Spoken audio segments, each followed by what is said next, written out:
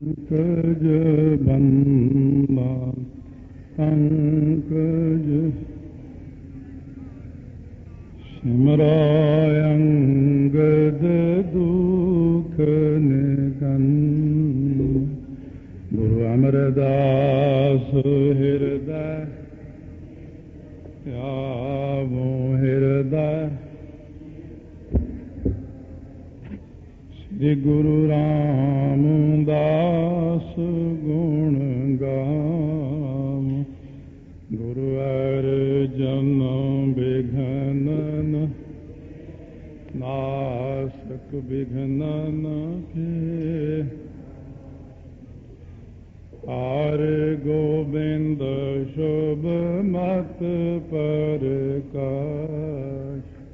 श्री हरि राय नामो जोरी नामो कर जोरी श्री हरि कृष्ण मनाय बहोरी गुरु तेग बहादुर परम कृपाल परम कृपाला श्री गुरु गोविंद सिंह विशाला तरों तरातर पुन पुन सीसा जी पुन पुन सीसा बंदावार बार जगदीसा एक अंकारा सतगुरु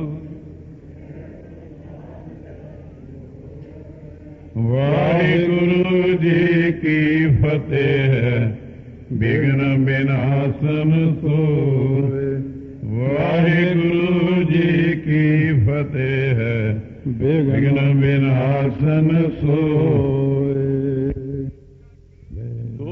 हेरा नित प्रत बैठे सिंह ढिग रैणी रहत बताए। रोज ਸਿੰਘ ਬੈਠਦੇ ਨੇ ਕੋਲ ਜਿਵੇਂ ਆਪਾਂ ਰੋਜ਼ ਆਉਂਦੇ ਕਥਾ ਸੁਣਨ ਇਸੇ ਤਰ੍ਹਾਂ ਹੀ ਸੰਗਤ ਸ੍ਰੀ ਅਨੰਦਪੁਰ ਸਾਹਿਬ ਆਉਂਦੀ ਰੋਜ਼ ਮਹਾਰਾਜ ਉਪਦੇਸ਼ ਕਰਦੇ ਨੇ ਤਰ੍ਹਾਂ ਤਰ੍ਹਾਂ ਦੇ ਉਪਦੇਸ਼ ਉਹਨਾਂ ਪ੍ਰਸ਼ਨਾਂ ਦੇ ਉੱਤਰ ਵਿੱਚ ਵਿਦਵਾਨ ਵੀ ਨੇ ਵਿੱਚ ਸੂਰਮੇ ਵੀ ਨੇ ਵਿੱਚ ਭਗਤੀ ਵਾਲੇ ਵੀ ਨੇ ਜਿਹੋ ਜਿਹਾ ਕੋਈ ਆਉਂਦਾ ਹੁਣ ਵਿਦਵਾਨਾਂ ਦਾ ਪ੍ਰਸੰਗ ਇੱਕ ਬਹੁਤ ਸੂਖਮ ਚੀਜ਼ ਜਿਹੜੀ ਆ ਜਿਹਨੂੰ ਕਈ ਮਹੀਨਿਆਂ ਤੋਂ ਆਪਾਂ ਉਡੀਕ ਰਹੇ ਸੀ ਉਹ ਅੱਜ ਪ੍ਰਾਰੰਭ ਹੋਈ ਆ ਕੇ ਇਹ ਹੁਣ 15-20 ਦਿਨ ਕਾਫੀ ਬਹੁਤ ਜ਼ਰੂਰੀ ਪ੍ਰਸੰਗ ਚੱਲਣੇ ਨੇ ਜੋ ਜਿਹੜੇ ਬਹੁਤ ਗਿਆਤਾ ਬੰਦੇ ਨੇ ਜਿਨ੍ਹਾਂ ਨੇ ਇਹਨਾਂ ਦਾ ਗਿਆਨ ਪ੍ਰਾਪਤ ਕੀਤਾ ਜਿਹਨੂੰ ਵਿਦਾਂਤ ਕਹਿੰਦੇ ਆਪਾਂ ਤੇ ਐਸੇ ਸੁੰਦਰ ਪ੍ਰਸੰਗ ਜਿਨ੍ਹਾਂ ਦੇ ਆਪਾਂ ਨੂੰ ਗਿਆਨ ਹੁੰਦਾ ਬੰਦਾ ਕਿਵੇਂ ਜੰਮਦਾ ਕਿਵੇਂ ਮਰਦਾ ਕਿਹੜੇ ਕਿਹੜੇ ਕਰਮ ਕਰਦਾ ਹਰ ਚੀਜ਼ ਦਾ ਗਿਆਨ ਇਹਨਾਂ ਪ੍ਰਸੰਗਾਂ ਵਿੱਚ ਪ੍ਰਾਪਤ ਹੋਵੇਗਾ। आओ जरा एक बार रसनन करो पवित्र गज के आखो सतनाम श्री वाहेगुरु साहिब जीओ सतनाम श्री वाहेगुरु साहिब जी। रहनी रहत बताए भगत ज्ञान की वार्ता सुने सदा चित लाए। हुण संगत रोज बैठदी है ਕੋਈ ਨਾ ਕੋਈ ਆਪਣਾ ਬਚਨ ਚਲਾਉਂਦੇ ਨੇ ਪਹਿਲਾਂ ਬੰਦੂਕਾਂ ਵਾਲਿਆਂ ਨੂੰ ਉਹ ਸੁਣਾਤੇ ਹੁਣ ਕਹਿੰਦੇ ਭਗਤੀ ਦੀ ਵਾਰਤਾ ਪਿਆਰ ਨਾਲ ਸੁਣੋ ਚਿੱਤ ਲਾ ਕੇ ਕਿ ਬੰਦੇ ਦੇ ਕਰਮ ਕੀ ਹੁੰਦੇ ਨੇ। ਜੋ ਪਈ ਸਭ ਸਿੱਖਣ ਬੂਝੇ ਕਰ ਜੋਰ ਪ੍ਰਾਨੀ ਕਰਮ ਬੰਦ ਪਰ ਘੋਰ। ਸਾਰਿਆਂ ਗੁਰਸਿੱਖਾਂ ਨੇ ਹੱਥ ਜੋੜ ਕੇ ਬੇਨਤੀ ਕੀਤੀ ਮਹਾਰਾਜ ਇਹ ਪ੍ਰਾਣੀ ਜਿਹੜਾ ਭਿਆਨਕ ਕਰਮਾਂ ਦੇ ਬੰਧਨਾਂ ਵਿੱਚ ਪਿਆ ਹੋਇਆ ਹੈ ਜੀ ਇਨਕੋ ਨਿਰਨਾ ਕਰੋ ਸੁਨਾਮਨ ਜਿਸਕੇ ਜਾਣੇ ਕਰੇ ਬਚਾਵਨ। ਜਿਸ ਕਰਮਾਂ ਦੇ ਨਿਰਣੇ ਦੇ ਜਾਣ ਤੇ ਪ੍ਰਾਣੀ ਆਪਣੀ ਆਤਮਾ ਨੂੰ ਬਚਾਵਣਾ ਕਰੇ ਇਹੋ ਜਿਹਾ ਕਿਰਪਾ ਕਰਕੇ ਸਾਨੂੰ ਕਰਮਾਂ ਦਾ ਨਿਰਣਾ ਸੁਣਾਉਣਾ ਕਰੋ। ਇਹ ਮੁਖ ਤੇ ਸਭ ਹੋਣੀ ਉਚਾਰਾ दया सिंह मम रूप उदारा। महाराज ने बचन किया सारी संगत नूं जो तुसी साडे कोलों पुछना चाहुंदे हो जो सुनना चाहुंदे हो ਅਸੀਂ ਇਹ ਸਾਰੀ ਸੇਵਾ ਭਾਈ ਦਇਆ ਸਿੰਘ ਜੀ ਦੀ ਲਾ ਦਿੱਤੀ ਹੈ। ਭਾਈ ਦਇਆ ਸਿੰਘ ਜੀ ਮੇਰਾ ਰੂਪ ਨੇ। ਕਰੋ ਪ੍ਰਸ਼ਨ ਜੇ ਤਕ ਰੁਚ ਹੋਏ, ਉੱਤਰ ਕਹਿ ਸਕਲੀ ਸੋਏ। ਜਿੰਨੀ ਕਿ ਤੁਹਾਡੀ ਰੁਚੀ ਹੈ ਉਹ ਜਿਹਾ ਪ੍ਰਸ਼ਨ ਕਰੋ। ਭਾਈ ਦਇਆ ਸਿੰਘ ਜੀ ਤੁਹਾਨੂੰ ਉਹੋ ਜਿਹੇ ਪ੍ਰਸ਼ਨ ਦਾ ਉਹੋ ਜਿਹਾ ਉੱਤਰ ਦੇਣਗੇ ਜਿਹਾ ਜਿਹਾ ਤੁਸੀਂ ਚਾਹੁੰਦੇ ਹੋ। ਇਮ ਕਹਿ ਕੇ ਗੁਰ ਅੰਤਰ ਗਏ, ਅਪਰ ਸਰਬ ਤੈ ਬੈਠਤ ਭਏ। ਇਉਂ ਕਹਿ ਕੇ ਮਹਾਰਾਜ ਜੀ ਤਾਂ ਆਪਣੇ ਮਹਿਲਾਂ ਵੱਲ ਅੰਦਰ ਚਲੇ ਗਏ, ਬਾਕੀ ਸੰਗਤ ਉੱਥੇ ਸਜੀ ਰਹੀ।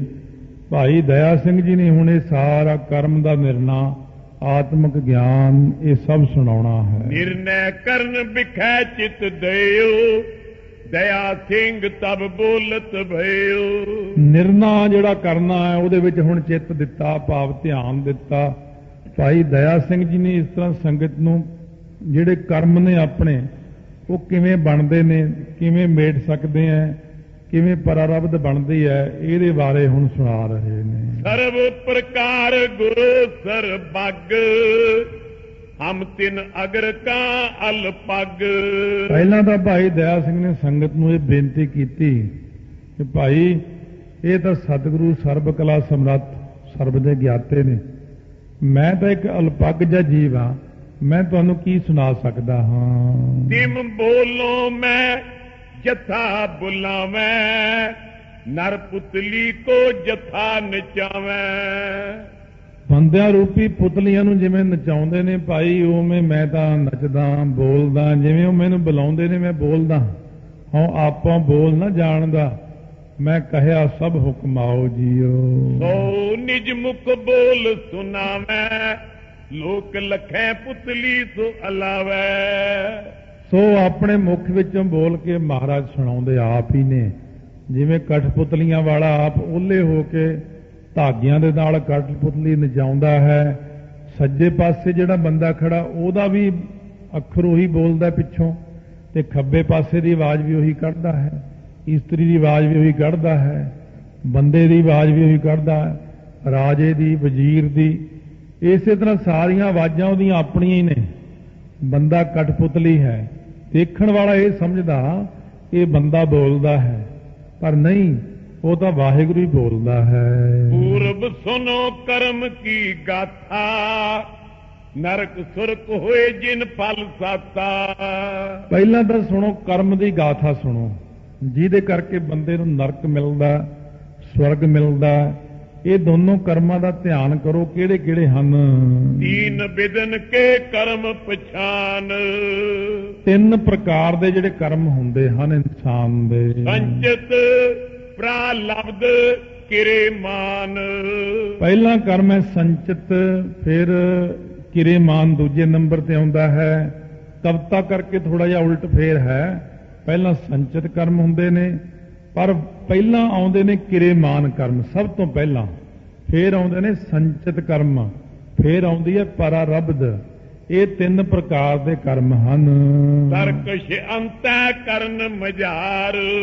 ਸੋ ਅੰਤਸ਼ ਕਰਨ ਰੂਪੀ ਤਰਕਸ਼ ਹੁੰਦਾ ਪੱਥਾ, ਜਿਵੇਂ ਪੱਥੇ ਦੇ ਵਿੱਚ ਤੀਰ ਭਰੇ ਹੁੰਦੇ ਨੇ, ਇਸੇ ਪ੍ਰਕਾਰ ਸਾਡੇ ਅੰਤਸ਼ ਕਰਨ ਦੇ ਵਿੱਚ ਜਿਹੜਾ ਮਨ, ਬੁੱਧ, ਚਿੱਤ, ਹੰਕਾਰ ਹੈ, ਇਹ ਚਾਰਾਂ ਦਾ ਨਾਮ ਹੀ ਅੰਤਸ਼ਕਰਨ ਹੈ। ਇੱਕ ਮਨ ਦਾ ਨਾਮ ਹੀ ਹੈ ਮਨ, ਉਸੇ ਦਾ ਨਾਮ ਹੈ ਬੁੱਧ, ਉਸੇ ਨੂੰ ਕਹਿੰਦੇ ਚਿੱਤ, ਉਸੇ ਨੂੰ ਕਹਿੰਦੇ ਹੰਕਾਰ। ਮਨ, ਬੁੱਧ, ਚਿੱਤ, ਹੰਕਾਰ ਦਾ ਨਾਮ ਹੈ ਅੰਤਸ਼ਕਰਨ। ਉਹਦੇ ਵਿੱਚ ਹੀ ਇਹ ਸਾਡੇ ਤਰਕਸ਼ ਅੰਤःਕਰਨ ਮਝਾਰ, ਤਰਕਸ਼ ਪੱਥੇ ਰੂਪੀ ਅੰਤःਕਰਨ ਦੇ ਵਿੱਚ। ਤ੍ਰੈ ਵਿਦ ਬਾਣ ਸੇ ਬਸ ਬਿਹਾਰ। ਸੋ ਤਿੰਨ ਪ੍ਰਕਾਰ ਦੇ ਬਾਣ ਜਿਹੜੇ ਨੇ ਨਾ, ਉਹ ਸਾਡੇ ਅੰਤਸ਼ਕਰਨ ਰੂਪੀ ਪੱਥੇ ਦੇ ਵਿੱਚ ਭਰੇ ਪਏ ਹਨ। ਚੇਤਨ ਆਤਮ ਛਾਇਆ ਜੋਏ। ਸੋ ਚੇਤਨ ਜਿਹੜੀ ਆ ਨਾ, ਚੇਤਨ ਸੱਤਾ ਪ੍ਰਮਾਤਮਾ ਦੀ, ਉਹਦਾ ਜਿਹੜਾ ਆਭਾਸ ਪੈਂਦਾ, ਅਕਸ ਪੈਂਦਾ, ਚੇਤਨ ਆਤਮਾ ਦੀ ਜੋ ਛਾਇਆ ਹੈ। ਪ੍ਰਤਿਬਿੰਬਤ ਅੰਤःਕਰਨ ਹੋਏ। ਕਹਿੰਦੇ ਤਿਸ ਆਭਾਸ ਕਰਕੇ ਪ੍ਰਤੀਬਿੰਬ ਅੰਤਸ਼ਕਰਨ ਦੇ ਉੱਤੇ ਜਿਹੜਾ ਪੈਂਦਾ ਹੈ। ਅਰ ਅਗਿਆਨ ਅੰਸ ਕੇ ਸਹਿਤ। ਫਿਰ ਇਹਦੇ ਵਿੱਚ ਇੱਕ ਹੋਰ ਚੀਜ਼ ਰਲਦੀ ਹੈ। ਜਦੋਂ ਤੱਕ ਬੰਦੇ ਦੇ ਅੰਦਰ ਅਗਿਆਨ ਨਹੀਂ ਆਉਂਦਾ, ਅੰਤःਕਰਨ ਦੀ ਚੇਤਨ ਸੱਤਾ ਨਹੀਂ ਲੈਂਦਾ, ਅਗਿਆਨ ਨਹੀਂ ਆਉਂਦਾ, ਇਹ ਤਿੰਨ ਚੀਜ਼ਾਂ ਇਕੱਠੀਆਂ ਜਦ ਤੱਕ ਨਹੀਂ ਹੁੰਦੀਆਂ ਉਦੋਂ ਤੱਕ ਆਪਾਂ ਕਰਮ ਨਹੀਂ ਕਰ ਸਕਦੇ। ਜਿਸ ਮੈਂ ਕਰਮ ਬੀਜ ਗਨ ਰਹਿਤ, ਅੰਤਸ਼ਕਰਨ ਦੇ ਵਿੱਚ ਕਰਮਾਂ ਦੇ ਬੀਜ ਰਹਿੰਦੇ ਨੇ, ਜਿਵੇਂ ਪੱਥੇ ਦੇ ਵਿੱਚ ਤੀਰ ਰਹਿੰਦੇ ਨੇ ਨਾ, ਪੱਥੇ ਦੇ ਤੀਰ ਅੱਗੇ ਜਾ ਕੇ ਸਾਰਾ ਪ੍ਰਮਾਣ ਖੋਲ ਦੇਣਗੇ ਕਿਵੇਂ ਕਿਵੇਂ। ਹੁਣ ਤਾਂ ਇੰਨਾ ਕੀ ਕਿਹਾ ਕਿ ਜਿਵੇਂ ਪੱਥੇ ਵਿੱਚ ਤੀਰ ਹੁੰਦੇ ਨੇ, ਆਪਣੇ ਅੰਤਸ਼ਕਰਨ ਦੇ ਵਿੱਚ ਕਰਮ ਜਮਾ ਪਏ ਨੇ ਜਿਹੜੇ ਆਪਾਂ ਕੀਤੇ ਹੋਏ ਪੁਰਾਣੇ। ਅੰਤੈ ਕਰਨ ਆਪ ਜੜ ਹੈ, ਇਹ ਜਿਹੜਾ ਆਪਣਾ ਅੰਤਸ਼ਕਰਨ ਹੈ, ਮਨ ਹੈ, ਬੁੱਧ ਹੈ, ਚਿੱਤ ਹੈ, ਹੰਕਾਰ ਹੈ, ਇਹ ਆਪ ਤਾਂ ਜੜ ਹੈ। ਹਿੱਲਣ ਜੁਲਣ ਦੀ ਸ਼ਕਤੀ ਇਹਦੇ ਵਿੱਚ ਆਪੋਂ ਨਹੀਂ ਪੈਦਾ ਹੁੰਦੀ, ਇਹ ਤਾਂ ਇੱਕ ਪੱਥਰ ਵਰਗਾ ਹੈ। ਜਬ ਲੋ ਸਤਾ ਚਿਤਨ ਨਾਲ ਹੈ, ਸੋ ਜਦੋਂ ਤੱਕ ਅੰਤਸ਼ਕਰਨ ਨੂੰ ਚੇਤਨ ਦੀ ਸੱਤਾ ਨਹੀਂ ਮਿਲਦੀ, ਜਿਵੇਂ ਕਰੰਟ ਨਹੀਂ ਆਉਂਦਾ, ਬਿਜਲੀ ਨਹੀਂ ਆਉਂਦੀ, ਸਭ ਚੀਜ਼ਾਂ ਡੈੱਡ ਹੋ ਜਾਂਦੀਆਂ ਨੇ, ਕੋਈ ਨਹੀਂ ਚੱਲਦੀ, ਫਿਰ ਅੰਤਸ਼ਕਰਨ ਵੀ ਇਸੇ ਤਰ੍ਹਾਂ ਹੀ ਉਦੋਂ ਕੰਮ ਕਰਦਾ ਜਦੋਂ ਅਕਾਲ ਪੁਰਖ ਦੀ ਜੋਤ ਆਉਂਦੀ ਹੈ, ਜਦੋਂ ਸੱਤਾ ਇਹਨਾਂ ਦੇ ਉੱਤੇ ਪੈਂਦੀ ਆ ਕੇ, ਤਾਂ ਸਾਡਾ ਅੰਤਸ਼ ਕੰਮ ਕਰਦਾ ਹੈ ਅੰਤਸ਼ਕਰਨ। ਨਹੀਂ ਤਾਂ ਜਦੋਂ ਵਿੱਚੋਂ ਜੋਤ ਨਿਕਲ ਜਾਂਦੀ ਹੈ ਅੰਤਸ਼ਕਰਨ ਡੈੱਡ ਹੋ ਜਾਂਦਾ ਹੈ। ਤਬ ਲੋ ਕਰਮ ਧਰਨ ਸਮਰੱਥ ਨੇ, ਉਦੋਂ ਤੱਕ ਇਹ ਕਰਮ ਨੂੰ ਧਾਰਨ ਲਈ ਸਮਰੱਥ ਨਹੀਂ ਜਦੋਂ ਤੱਕ ਇਹਦੇ ਵਿੱਚ ਅਕਾਲ ਪੁਰਖ ਦੀ ਜੋਤ ਨਹੀਂ ਹੈਗੀ। ਚੇਤਨ ਛਾਇਆ ਤੇ ਸਮਰੱਥ ਲੈ, ਇਹ ਚੇਤਨ ਦੀ ਜਦੋਂ ਇਹਦੇ ਵਿੱਚ ਛਾਇਆ ਪੈਂਦੀ, ਅਕਸ ਪੈਂਦਾ ਹੈ, ਜਿਵੇਂ ਅੱਜ ਕੱਲ ਦੇ ਪ੍ਰਮਾਣ ਬੜੇ ਸੋਹਣੇ ਨੇ, ਸੂਰਜੀ ਸ਼ਕਤੀ ਹੈ। ਜਿਵੇਂ ਅੱਜ ਕੱਲ ਕਈ ਕਾਰਾਂ ਵੀ ਚੱਲੀਆਂ, ਬਾਹਰਲੇ ਦੇਸ਼ਾਂ 'ਚ ਵੀ ਚੱਲੀਆਂ ਨੇ, ਇੱਥੇ ਵੀ ਚੱਲੀਆਂ ਹੋਣਗੀਆਂ। ਉਹ ਕਾਰ ਦੇ ਉੱਤੇ ਹੀ ਬੜਾ ਸਾਰਾ ਐਂਟੀਨਾ ਜਿਹਾ ਲਾਇਆ ਹੋਇਆ, ਉਹਨਾਂ ਨੇ ਡਿਸ਼ ਜੀ ਲਾਤੀ, ਤੇ ਉਹਦੇ ਉੱਪਰ ਸੂਰਜ ਦੀ ਜਦੋਂ ਧੁੱਪ ਪੈਂਦੀ ਹੈ ਉਹਦੇ ਨਾਲ ਕਾਰ ਚੱਲਦੀ ਹੈ। ਹੁਣ ਉਹਦੀ ਬੜੀ ਮੌਜ ਹੈ ਵੀ ਜਿੱਥੇ ਮਰਜ਼ੀ ਚਲੇ ਜਾਓ, ਸੂਰਜ ਤਾਂ ਸਾਰੇ ਥਾਵਾਂ ਤੇ ਹੀ ਹੈ, ਵਿਆਪਕ ਜੋ ਹੋਇਆ ਉਹ ਚੱਲਦੀ ਕਾਰ। ਇਸੇ ਤਰ੍ਹਾਂ ਹੀ ਅਕਾਲ ਪੁਰਖ ਦੀ ਜੋਤ ਵਿਆਪਕ ਹੈ, ਸੂਰਜ ਵਾਂਗੂ, ਉਹ ਸਾਡੇ ਉੱਤੇ ਪੈਂਦੀ ਸਾਰਿਆਂ ਤੇ, ਆਪਾਂ ਨੂੰ ਨਜ਼ਰ ਨਹੀਂ ਆਉਂਦੀ। ਉਹ ਜੋਤ ਸਾਡੇ ਉੱਤੇ ਪੈਣ ਕਰਕੇ ਉਹਦਾ ਅਕਸ ਪੈਂਦਾ ਜਦੋਂ, ਇਹ ਸੂਰਜੀ ਸ਼ਕਤੀ ਵਾਂਗੂ ਅਕਾਲ ਸ਼ਕਤੀ ਸਾਨੂੰ ਸਾਰਿਆਂ ਨੂੰ ਚਲਾਉਂਦੀ ਹੈ, ਉਹਦੇ ਕਰਕੇ ਸਾਡਾ ਅੰਤਸ਼ਕਰਨ ਕਰਮ ਕਰਦਾ ਹੈ। ਅੰਤੈ ਕਰਨ ਹੈ ਮਨ ਜੋਏ, ਸੋ ਇਹ ਜਿਹੜਾ ਅੰਤਸ਼ਕਰਨ ਹੈ ਨਾ, ਇਸੇ ਨੂੰ ਜਾਣੋ ਕਿ ਮਨ ਜੋ ਹੈ ਇਹੀ ਅੰਤਸ਼ਕਰਨ ਹੈ। ਜਬ ਅਗਿਆਨ ਸਮੇਤੈ ਹੋਏ, ਜਦੋਂ ਇਹ ਮਨ ਜੋ ਅੰਤਸ਼ਕਰਨ ਹੈ ਅਗਿਆਨ ਦੇ ਸਮੇਤ ਹੁੰਦਾ ਹੈ, ਤਬ ਸਮਰੱਥ ਕਰਮ ਧਰ ਸਾਰੇ, ਉਦੋਂ ਇਹ ਸਾਰੇ ਕਰਮਾਂ ਨੂੰ ਧਾਰਨ ਕਰਨ ਲਈ ਸਮਰੱਥ ਹੁੰਦਾ ਹੈ। ਬਿਨ ਅਗਿਆਨ ਕਰਮ ਨੈ ਧਾਰੇ, ਬਿਨਾਂ ਗਿਆਨ ਤੋਂ ਇਹ ਕਰਮ ਨੂੰ ਧਾਰਨ ਨਹੀਂ ਕਰਦਾ ਹੈ। ਦੋਹੇਰਾ ਅੰਤੈ ਕਰਨ ਅਗਿਆਨ ਦਵੈ, ਚੇਤਨ ਆਤਮ ਤੀਨ। ਕਹਿੰਦੇ ਸੁਣੋ ਵੀ ਇੱਕ ਤਾਂ ਅੰਤਸ਼ਕਰਨ, ਜਿਹਨੂੰ ਆਪਾਂ ਕਹਿੰਦੇ ਮਨ, ਬੁੱਧ, ਚਿੱਤ, ਹੰਕਾਰ, ਇਹਦਾ ਇੱਕੋ ਹੀ ਨਾਂ ਰੱਖ ਲਓ, ਮਨ। ਅੰਤਸ਼ਕਰਨ ਦਾ ਨਾਮ ਮਨ ਹੈ। ਅੰਤਸ਼ਕਰਨ ਨੂੰ ਚਾਰ ਹਿੱਸਿਆਂ 'ਚ ਤਾਂ ਵੰਡਿਆ ਕਿ ਜਦੋਂ ਜਿਵੇਂ ਇੱਕ ਬੰਦਾ ਹੈ, ਉਹ ਬੰਦਾ ਜਦੋਂ ਆਪਣੇ ਘਰ ਵਿੱਚ ਹੈ, ਉਹਦਾ ਇੱਕ ਰੂਪ ਹੈ ਪਿਤਾ, ਨਿਆਣੇ ਪਿਤਾ ਜੀ ਕਹਿੰਦੇ ਨੇ, ਪਤਨੀ ਉਹਨੂੰ ਕਹਿੰਦੇ ਮੇਰਾ ਪਤੀ ਹੈ ਇੱਕੋ ਹੀ ਬੰਦਾ। ਜਦੋਂ ਘਰੋਂ ਬਾਹਰ ਨਿਕਲਿਆ ਤਾਂ ਉਸ ਵਕਤ ਉਹਨੇ ਜਦੋਂ ਬੱਸ ਨੂੰ ਹੱਥ ਦਿੱਤਾ, ਕਹਿੰਦੇ ਆ ਗਈ ਸਵਾਰੀ, ਉਹ ਬੰਦਾ ਉਹੀ ਆ। ਹੁਣ ਤੀਜਾ ਰੂਪ ਹੋ ਗਿਆ, ਜੇ ਉਹਨੇ ਕਿਤੇ ਕੋਈ ਗਲਤ ਕੰਮ ਕਰ ਦਿੱਤਾ ਉਹਦਾ ਫਿਰ ਚੌਥਾ ਰੂਪ ਹੋ ਗਿਆ। ਇਸੇ ਤਰ੍ਹਾਂ ਹੀ ਹੈ, ਇੱਕ ਮਨ ਹੀ ਆ। ਮਨ ਜਦੋਂ ਸੰਕਲਪ ਤੇ ਵਿਕਲਪ ਕਰਦਾ ਉਹਨੂੰ ਇਹਨੂੰ ਮਨ ਕਹਿ ਦਿੰਦੇ ਆ। ਜਦੋਂ ਇਹ ਆਤਮਾ ਨੂੰ ਅਸਤ ਨਿਰਣੇ ਕਰਦਾ, ਭਾਵ ਕਹਿੰਦਾ ਰੱਬ ਹੈ ਹੀ ਨਹੀਂ, ਆਤਮਾ ਹੈ ਹੀ ਨਹੀਂ, ਉਹਨੂੰ ਕਹਿੰਦੇ ਬੁੱਧੀ। ਉਹ ਬੁੱਧੀ ਜਿਹੜੀ ਬੁੱਧੀਮਾਨਾਂ ਕੋਲੇ ਹੈ, ਜਿਹੜੇ ਕਹਿੰਦੇ ਅਸੀਂ ਸਿਆਣੇ ਆ, ਬਾਕੀ ਤਾਂ ਸਾਰੇ ਕਮਲੇ ਹੀ ਹੈ, ਪਰਮਾਤਮਾ ਨਾਮ ਦੀ ਕੋਈ ਚੀਜ਼ ਨਹੀਂ ਹੈ। ਉਹ ਆਪਣੀ ਬੁੱਧੀ ਨੂੰ ਜਿਹੜੇ ਵੱਡਾ ਮੰਨਦੇ ਨੇ, ਇਹ ਦੂਸਰੀ ਚੀਜ਼ ਆ ਗਈ। ਫਿਰ ਆਉਂਦਾ ਚਿੱਤ, ਚਿੱਤ ਚਿਤਵਣੀਆਂ ਕਰਦਾ ਹੈ। ਚੌਥੀ ਚੀਜ਼ ਆਉਂਦੀ ਹੰਕਾਰ। ਇਹ ਚਾਰ ਇਕੱਠੇ ਅੰਤਸ਼ਕਰਨ ਕਹਿ ਲੋ ਜਾਂ ਮਨ ਕਹਿ ਲੋ, ਸਾਰਿਆਂ ਦਾ ਇੱਕੋ ਹੀ ਰੂਪ ਹੈ। ਇਸ ਤਰ੍ਹਾਂ ਦੂਜੀ ਚੀਜ਼ ਆਉਂਦੀ ਹੈ ਸਾਡੇ 'ਚ ਅਗਿਆਨ, ਤੀਜੀ ਚੀਜ਼ ਆਉਂਦੀ ਹੈ ਚੇਤਨ ਆਤਮ। ਇਹ ਤਿੰਨ ਚੀਜ਼ਾਂ ਹਨ। ਜੇ ਚੇਤਨ ਆਤਮ ਹੈ ਉਹ ਅੰਤਸ਼ਕਰਨ ਨੂੰ ਸੱਤਾ ਦਿੰਦੀ, ਚੱਲਣ ਫਿਰਨ ਦੀ, ਭਾਵ ਸਮਰੱਥਾ ਦਿੰਦੀ ਹੈ, ਮਨ, ਬੁੱਧ, ਚਿੱਤ, ਹੰਕਾਰ ਦੀ।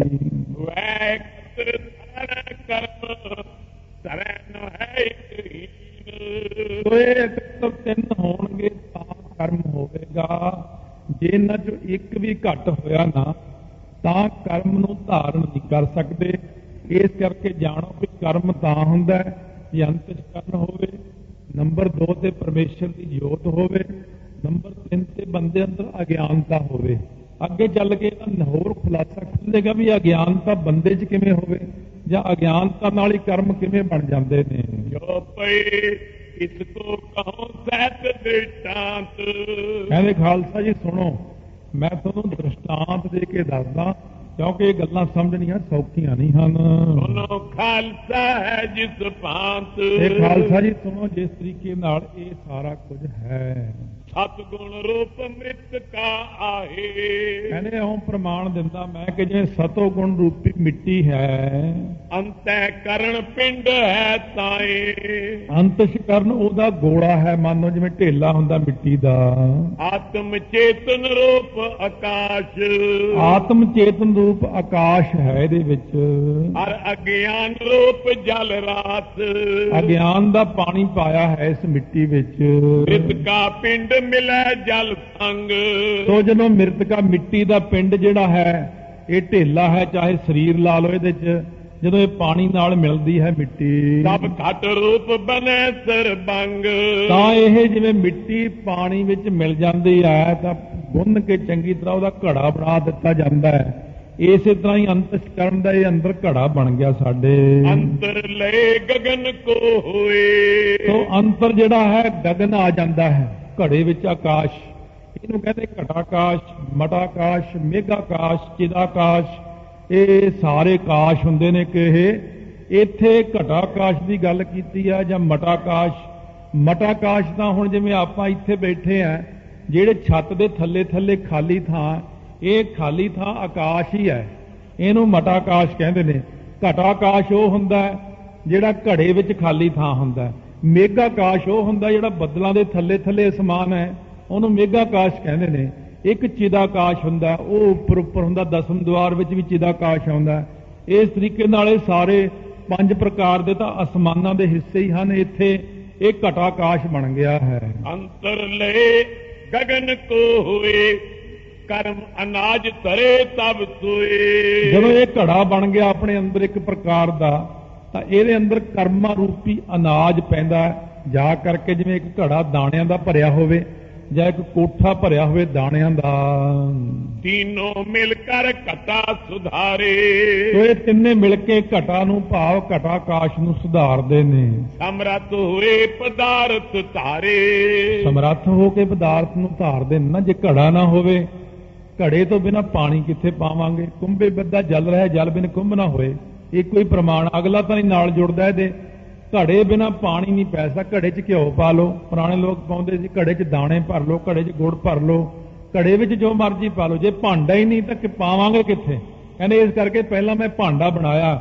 ਇਹ ਭਾਂਡਾ ਸਾਡਾ ਹਿਰਦੇ ਰੂਪੀ ਭਾਂਡੇ ਵਿੱਚ ਕਰਮਾਂ ਦਾ ਅਨਾਜ ਭਰਿਆ ਪਿਆ ਹੈ। तीनों निज निज है कर न्यारे। ਇਹ ਤਿੰਨੋਂ ਆਪੋ ਆਪਣੀ ਥਾਂ ਤੇ ਵੱਖੋ ਵੱਖਰੇ ਹੋ ਕੇ धर्म पदार्थ शक्त न धारे। ਇਹ ਪਦਾਰਥਾਂ ਨੂੰ ਧਰਨ ਦੀ ਸ਼ਕਤੀ ਨਹੀਂ ਧਾਰਨ ਕਰ ਸਕਦੇ ਜੇ ਵੱਖਰੇ ਵੱਖਰੇ ਹੋ ਜਾਣ। ਜੇ ਤਿੰਨੇ ਇਕੱਠੇ ਹੋਣਗੇ ਤਾਂ ਇਹ ਇੱਕ ਥਾਂ ਦੇ ਉੱਤੇ ਆ ਕੇ ਪਦਾਰਥਾਂ ਨੂੰ ਧਾਰਨ ਕਰ ਸਕਦੇ, ਕਰਮ ਨੂੰ ਬਣਾ ਸਕਦੇ ਨੇ। जिस प्रकार एक आत्म जोए। ਇਸੇ ਪ੍ਰਕਾਰ ਕਹਿੰਦੇ ਨੇ ਜਿਹੜੀ ਇੱਕ ਆਤਮਾ ਹੈ ਨਾ, कर्म धरै समरथ न सोए। ਇਕੱਲੀ ਆਤਮਾ ਕਰਮ ਨਹੀਂ ਕਰ ਸਕਦੀ। ਜਿਵੇਂ ਗੱਡੀ ਦਾ ਇੰਜਣ ਹੈ, ਟਰੱਕ ਬੱਸ ਕਾਰ ਦਾ ਇੰਜਣ ਹੈ, ਇਹਦੇ ਤੇ ਸਵਾਰੀਆਂ ਬਿਠਾ ਕੇ ਦਿਖਾਓ ਤਾਂ ਇਕੱਲੇ ਇੰਜਣ ਤੇ, ਇਹਨੂੰ ਟਾਇਰ ਨਹੀਂ, ਗੇਅਰ ਨਹੀਂ, ਕੁਝ ਨਹੀਂ। ਇਹ ਇੰਜਣ ਕੀ ਹੈ? ਕੱਖ ਵੀ ਨਹੀਂ ਹੈਗਾ। ਜਦ ਇੱਕ ਬੱਸ ਵਿੱਚ ਫਿੱਟ ਹੋ ਜਾਂਦਾ ਤਾਂ ਸਵਾਰੀਆਂ ਵੀ ਲੈ ਜਾਂਦਾ। ਇਸੇ ਤਰ੍ਹਾਂ ਆਤਮਾ ਇਕੱਲੀ ਕੁਝ ਨਹੀਂ ਕਰ ਸਕਦੀ। ਜਦੋਂ ਆਤਮਾ ਨੂੰ ਆਪਣੀ ਬਾਡੀ ਮਿਲਦੀ ਹੈ, ਸਰੀਰ ਮਿਲਦਾ, ਤਾਂ ਇਹ ਸਾਰਾ ਕਰਮ ਕਰ ਸਕਦੀ ਹੈ। केवल अंतःकरण न धारे। ਤੋ ਕੇਵਲ ਅੰਤःਕਰਨ ਧਾਰਨ ਨਹੀਂ ਕਰਦਾ, ਕਿਉਂਕਿ ਅੰਤਸ਼ਕਰਨ ਇਕੱਲਾ ਕੀ ਕਰੂਗਾ? ਆਤਮਾ ਹੈ, ਆਤਮਾ ਸਰੀਰ ਚ ਆਊਗੀ ਤਾਈਓ ਅੰਤਸ਼ਕਰਨ ਬਣੇਗਾ, ਜਦੋਂ ਇਹਦੇ ਅੰਦਰ ਨਾਲ ਮਨ ਬਣੇਗਾ। ਕਿਉਂਕਿ ਅੰਤਸ਼ਕਰਨ ਮਨ ਹੈ, ਇਹਦੇ ਉੱਤੇ ਆਤਮਾ ਹੈ। ਅੱਗੇ ਚੱਲ ਕੇ ਇਹਦਾ ਸਾਰਾ ਨਿਰਣਾ ਆਪਣੇ ਆਪ ਹੀ ਆ ਜਾਣਾ ਹੈ। तिम अज्ञान न धरै निवारे। ਇਸੇ ਤਰੀਕੇ ਨਾਲ ਅਗਿਆਨ ਨਹੀਂ ਜਦੋਂ ਤੱਕ ਆਉਂਦਾ, ਉਦੋਂ ਤੱਕ ਆਪਾਂ ਕਰਮ ਨਹੀਂ ਕਰਦੇ। ਕਿਉਂਕਿ ਆਪਾਂ ਜਿੰਨਾ ਵੀ ਕੰਮ ਕਰਦੇ ਆ ਨਾ, ਸਾਰਾ ਹੀ ਅਗਿਆਨਤਾ ਚ ਕਰਦੇ ਆ। ਹਉ ਵਿੱਚ ਆਇਆ, ਹਉ ਵਿੱਚ ਗਿਆ, ਹਉ ਵਿੱਚ ਜੰਮਿਆ, ਹਉ ਵਿੱਚ ਮੁਆ, ਹਉ ਵਿੱਚ ਦਿੱਤਾ, ਹਉ ਵਿੱਚ ਲਿਆ, ਹਉ ਵਿੱਚ ਖੱਟਿਆ, ਹਉ ਵਿੱਚ ਗਿਆ। ਮੈਂ ਕਰਦਾ, ਮੈਂ ਉੱਥੇ ਜਾਂਦਾ, ਮੈਂ ਖਾਂਦਾ। ਸਾਰੀ ਜ਼ਿੰਮੇਵਾਰੀ ਆਪਾਂ ਆਪਣੇ ਉੱਤੇ ਸਿੱਟੀ ਜਾਂਦੇ ਆ। ਇਸੇ ਕਰਕੇ ਮਾਰ ਖਾਂਦੇ ਆ। ਜਦੋਂ ਆਪਾਂ ਇਹ ਕਹੀਏ ਕਿ ਤੂੰ ਹੀ ਸਭ ਤੂੰ ਹੀ ਆ, ਤੂੰ ਹੀ ਕਰਦਾ, ਤੂੰ ਹੀ ਸਭ ਕਰਦਾ। ਭਾਈ ਦਇਆ ਸਿੰਘ ਨੇ ਪਹਿਲਾਂ ਕਰਮ ਨਿਰਣਾ ਹੀ ਸੁਣਾਇਆ। ਵੇਖੋ ਨਿਕਲ ਗਏ ਕਿ ਨਾ, ਕਹਿੰਦੇ ਮੈਂ ਕੁਝ ਨਹੀਂ ਕਰਦਾ, ਮੈਂ ਤਾਂ ਕਠਪੁਤਲੀ ਐ, ਇਹ ਤਾਂ ਉਹੀ ਕਰਦੇ ਨੇ, ਇਹ ਤਾਂ ਉਹੀ ਬੁਲਾਉਂਦੇ ਨੇ। ਬ੍ਰਹਮ ਗਿਆਨੀ ਆਉਂ ਨਿਕਲ ਜਾਂਦਾ ਇਸ ਚੱਕਰ ਚੋਂ ਤੇ ਬੰਦਾ ਫਸ ਜਾਂਦਾ। ਮੈਂ ਬੋਲਦਾ, ਮੈਂ ਕਰਦਾ, ਮੈਂ ਕਰ ਸਕਦਾ। ਜਿਹੜਾ ਬੰਦਾ ਕਹਿੰਦਾ ਮੈਂ ਕਰਦਾ ਨਾ, ਉਹ ਆਪੇ ਆਪਣੇ ਕਰਮ ਵਿੱਚ ਫਸ ਜਾਂਦਾ ਹੈ। तीनों को संजोग जब हुए कर्म धरन ਸਮਰੱਥ ਹੈ ਸੋਏ। ਜਦੋਂ ਤਿੰਨਾਂ ਦਾ ਸੰਯੋਗ ਹੋ ਜਾਂਦਾ ਨਾ ਖਾਲਸਾ ਜੀ, ਉਦੋਂ ਕਰਮ ਨੂੰ ਧਾਰਨ ਲਈ ਸਮਰੱਥ ਹੋ ਜਾਂਦਾ ਹੈ। ਇਸ ਕਰਕੇ ਆਪਾਂ ਨੇ ਇੱਕ ਸਿਆਣਪ ਕਰਨੀ ਹੈ ਕਿ ਤਿੰਨਾਂ ਨੂੰ ਇਕੱਠੇ ਨਹੀਂ ਹੋਣ ਦੇਣਾ। ਬਸ ਐਸੇ ਜੀ ਆਪਾਂ ਨਿਕਲ ਜਾਣਾ ਹੈ। ਅਗਿਆਨੀ ਬੰਦਾ ਜਿਹੜਾ ਨਾ, ਉਹ ਆਪਣੇ ਆਪ ਨੂੰ ਸਮਝਦਾ ਸਿਆਣਾ, ਉਹ ਫਸ ਜਾਂਦਾ ਹੈ। ਇਹ ਤਿੰਨਾਂ ਨੂੰ ਇਕੱਠੇ ਕਰ ਲੈਂਦਾ। ਆਪਾਂ ਇਹਨਾਂ ਤਿੰਨਾਂ ਨੂੰ ਇਕੱਠੇ ਨਹੀਂ ਹੋਣ ਦੇਣਾ ਤੇ ਆਪਾਂ ਕਹਿਣਾ ਇਹ ਮੈਂ ਕੀਤਾ ਹੀ ਨਹੀਂ, ਉਹ ਮੇਰੇ ਕੋਲੋਂ ਕਰਵਾਉਂਦਾ ਆਪੇ। ਇਹੀ ਗਿਆਨ ਹੈ। ਜਿਹੜਾ ਕਹਿੰਦੇ ਕਿ ਮੈਂ ਕਰਦਾ, ਇਹੀ ਅਗਿਆਨ ਹੈ। ਇਸੇ ਕਰਕੇ ਆਪਣੇ ਤੇ ਕਰਮ ਪੈ ਜਾਂਦੇ ਨੇ। ਮਹਾਰਾਜ ਬਾਬਾ ਬੁੱਢਾ ਜੀ ਨੇ ਕਿਹਾ, ਕਾਜੀ ਦੀ ਸਾਖੀ ਆਪਾਂ ਸੁਣੀ ਹੋਈ ਸਾਰਿਆਂ ਨੇ, ਕਹਿੰਦੇ ਮੈਂ ਜਵਾਈ ਬਣ ਕੇ ਪੈਸੇ ਲਿਜਾਵਾਂਗਾ। ਕਹਿੰਦੇ ਮਹਾਰਾਜ ਤੇਰੇ ਜਵਾਈ ਆ, ਤੂੰ ਕਿਵੇਂ ਜਵਾਈ? ਇਸ ਪ੍ਰਕਾਰ ਮਹਾਰਾਜ ਦਾ। ਮਹਾਰਾਜ ਕਹਿੰਦੇ ਬਾਬਾ ਜੀ ਇਹ ਤੁਸੀਂ ਕੀ ਬੋਲਤਾ? ਬਾਬਾ ਜੀ ਕਹਿੰਦੇ ਮੈਂ ਕੀ ਬੋਲਿਆ? ਜੋ ਤੁਸੀਂ ਬੁਲਾਇਆ ਮੈਂ ਬੋਲਤਾ। ਨਿਕਲ ਗਏ ਨਾ ਚੱਕਰ ਚੋਂ। ਮਹਾਰਾਜ ਹੱਸ ਪਏ, ਕਹਿੰਦੇ ਠੀਕ ਹੈ, ਅਸੀਂ ਬੁਲਾਉਣੇ ਸਾਰਿਆਂ ਨੂੰ। ਕਹਿੰਦੇ ਉਹ ਕੌਲਾਂ ਦੀ ਜਿਹੜੀ ਹੈ ਨਾ ਪੁਰਾਣੀ ਤਪੱਸਿਆ, ਉਹਨੂੰ ਫਲ ਦੇਣ ਲਈ ਤੁਹਾਡੇ ਮੂੰਹ ਚੋਂ ਕਢਾ ਦਿੱਤਾ ਹੈ। ਤੇ ਅਗਿਆਨੀ ਬੰਦਾ ਕਹਿੰਦਾ ਮੈਂ ਕੀਤਾ। ਉਹ ਆਪਾਂ ਇਸ ਗੱਲ 'ਚ ਨਾ ਫਸੀਏ। ਇਹਨਾਂ ਤਿੰਨਾਂ ਨੂੰ ਇਕੱਠੇ ਹੀ ਨਾ ਹੋਣ ਦਿਓ ਆਪਸ ਵਿੱਚ। ਆਪਾਂ ਅਗਿਆਨਤਾ 'ਚੋਂ ਨਿਕਲ ਕੇ ਆ ਜਾਓ। ਅਸੀਂ ਥੋੜੀ ਵਾਹਿਗੁਰੂ ਕਹਿੰਦੇ ਆ, ਮੈਂ ਨਹੀਂ ਕਹਿੰਦਾ। ਜੇ ਮੈਂ ਕਹਾਂ ਮੈਂ ਵਾਹਿਗੁਰੂ ਕਹਿਣਾ, ਉਹਦਾ ਫਲ ਮੈਨੂੰ ਲੱਖਾਂ ਸਾਲਾਂ ਬਾਅਦ ਵੀ ਨਹੀਂ ਮਿਲਣਾ। ਉਹਦਾ ਤਾਂ ਕੇਸ ਚੱਲ ਜਾਣਾ ਮੇਰੇ ਤੇ। ਕਹਿੰਦੇ ਤੂੰ ਕਿਵੇਂ ਕਹਿਣਾ? ਚੇਤਨ ਸੱਤਾ ਮੇਰੀ, ਸਰੀਰ ਮੈਂ ਦਿੱਤਾ, ਬੁੱਧੀ ਮੈਂ ਦਿੱਤੀ, ਸਾਰਾ ਕੁਝ ਮੈਂ, ਤਾਂ ਤੂੰ ਆਪੇ ਵਾਹਿਗੁਰੂ ਕਹਿ ਲੇਗਾ। ਤੂੰ ਕਿਵੇਂ ਕਹਿ ਸਕਦਾ? ਇਹ ਤਾਂ ਅਸੀਂ ਤੇਰੇ ਮੂੰਹ ਚੋਂ ਕਹਾਵਾਂਗੇ ਤਾਂ ਤੂੰ ਆਖੇਗਾ ਵਾਹਿਗੁਰੂ ਵਾਹਿਗੁਰੂ ਵਾਹਿਗੁਰੂ ਵਾਹਿਗੁਰੂ ਵਾਹਿਗੁਰੂ ਵਾਹਿਗੁਰੂ ਵਾਹਿਗੁਰੂ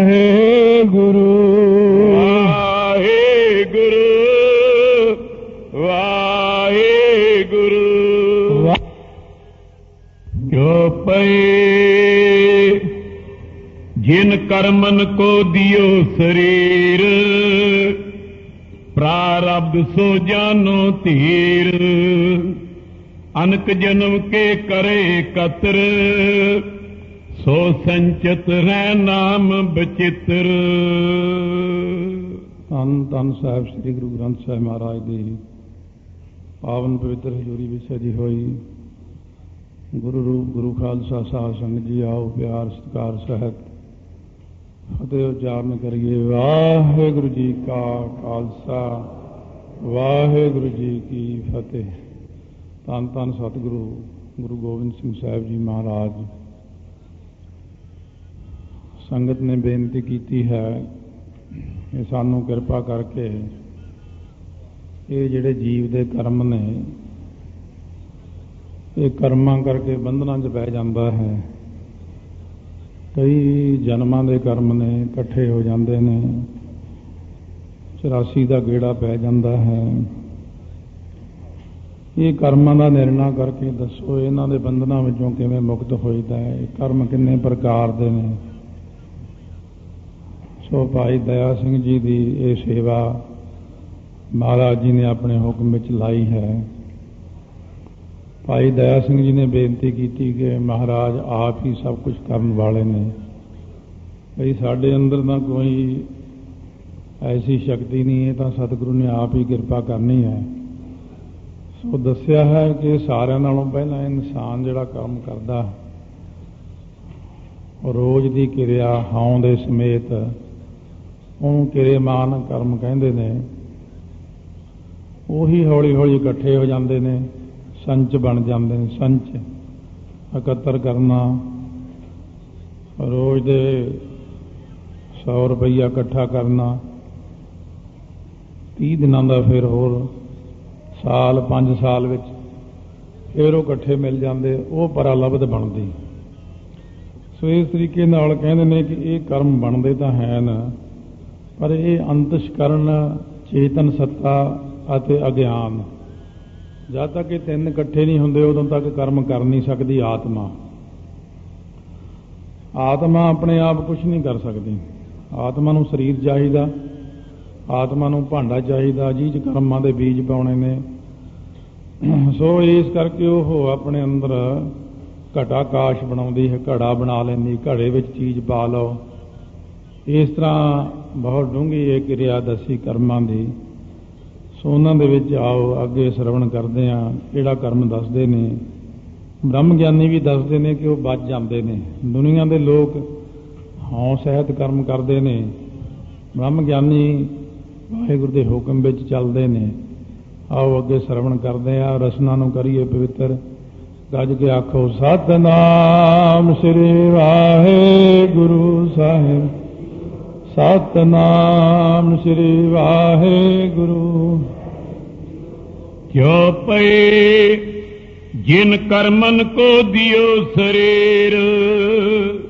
ਸੋ ਜਿਨ੍ਹਾਂ ਕਰਮਾਂ ਨੇ ਇਹ ਆਪਾਂ ਨੂੰ ਸਰੀਰ ਦਿੱਤਾ ਹੈ, ਕਿਉਂਕਿ ਕਰਮ ਦੇ ਮੁਤਾਬਕ ਮਨੁੱਖਾ ਜਨਮ 84 ਦੇ ਵਿੱਚ ਰਹਿਣ ਵਾਲੀਆਂ ਜੂਨਾਂ ਦੇ ਜਨਮ, ਜਾਤੀ ਦਾ ਫਲ, ਇਸੇ ਪ੍ਰਕਾਰ ਫਿਰ ਜਿਹੜੇ ਨੇ ਬੁੱਧੀ ਕਿੰਨੀ ਕੁ ਦੇਣੀ ਹੈ, ਇਹ ਸਾਡੇ ਕੀਤੇ ਹੋਏ ਕਰਮਾਂ ਦੇ ਮੁਤਾਬਕ ਹੀ ਬੰਦੇ ਨੂੰ ਇੱਜ਼ਤ, ਮਾਣ, ਵਡਿਆਈ, ਮਾਇਆ, ਵਿਦਿਆ, ਇਹ ਸਾਡੇ ਪਿਛਲੇ ਜਨਮਾਂ ਦੇ ਕੀਤੇ ਹੋਏ ਕਰਮਾਂ ਦੇ ਮੁਤਾਬਕ ਹੀ ਪਰਾਲਬਧ ਬਣ ਕੇ ਪ੍ਰਾਪਤ ਹੁੰਦਾ ਹੈ। ਪ੍ਰਾਰਬਧ ਸੋ ਜਾਨੋ ਧੀਰ। ਹੇ ਧੀਰਜ ਧਾਰੀ ਗੁਰਸਿੱਖੋ ਭਾਈ, ਇਹ ਪਰਾਰਬਧ ਦੇ ਨਾਲ ਹੀ ਬੰਦੇ ਨੂੰ ਸਭ ਕੁਝ ਮਿਲਦਾ ਹੈ। ਅਨਕ ਜਨਮ ਕੇ ਕਰੇ ਕਤਰ। ਇਹ ਆਪਣੇ ਅੱਜ ਦੇ ਕਰਮ ਨਹੀਂ ਹਨ, ਅਨੇਕ ਜਨਮਾਂ ਦੇ ਇਕੱਤਰ ਕੀਤੇ ਪਏ ਨੇ ਕਰਮ। ਪਤਾ ਨਹੀਂ ਲੱਗਦਾ ਕਿ ਉਹਨਾਂ ਨੇ ਸਾਨੂੰ ਕਦੋਂ ਕੁ ਫਲ ਦੇ ਦੇਣਾ ਹੈ। ਸੋ ਸੰਚਿਤ ਨਾਮ ਬਚਿੱਤਰ। ਉਹ ਜਿਹੜੇ ਸਾਡੇ ਪਿਛਲੇ ਜਨਮ ਦੇ ਕਿਰੇਮਾਨ ਕਰਮ ਨੇ ਇਕੱਠੇ ਕਰ ਕਰਕੇ ਉਹ ਸੰਚਿਤ ਕਰਮ ਬਣ ਕੇ ਪਏ ਹਨ ਅੰਦਰ। ਕਿਰਿਆ ਹੋਤ ਨਿਤ ਜੁਤ ਅਭਮਾਨ। ਹੁਣ ਜਿਹੜੀ ਆਪਾਂ ਬੰਦੇ ਆ, ਆਮ ਸੰਸਾਰੀ ਜੀਵ ਆ, ਆਪਾਂ ਜਿੰਨਾ ਵੀ ਕੰਮ ਕਰਦੇ ਹਾਂ ਉਹ ਆਪਾਂ ਹੰਕਾਰ ਵਿੱਚ ਕਰਦੇ ਹਾਂ। ਕਿਰੇ ਮਨ ਇਹ ਜਾਨ ਸੁਜਾਨ। ਇਹ ਅਜਿਹੇ ਜਿਹੜੇ ਅਭਿਮਾਨ ਦੇ ਨਾਲ ਕਰਮ ਕਰਦੇ ਆ ਆਪਾਂ, ਇਹਨਾਂ ਰੋਜ਼ ਦੇ ਕਰਮਾਂ ਨੂੰ ਜੋ ਕਰ ਰਹੇ ਆ ਇਹਨੂੰ ਕਿਰੇਮਾਨ ਕਰਮ ਕਿਹਾ ਜਾਂਦਾ ਹੈ।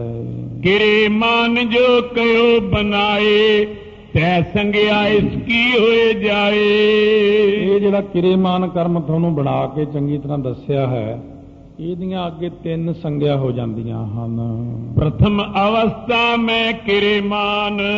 ਪਹਿਲੀ ਅਵਸਥਾ ਵਿੱਚ ਇਹੀ ਕਰਮ ਨੂੰ ਆਪਾਂ ਕਿਰੇਮਾਨ ਕਰਮ ਕਹਿੰਦੇ ਹਾਂ। ਦੂਤੀਏ ਮੈਂ ਸੰਚਿਤ ਇਹ ਜਾਨ।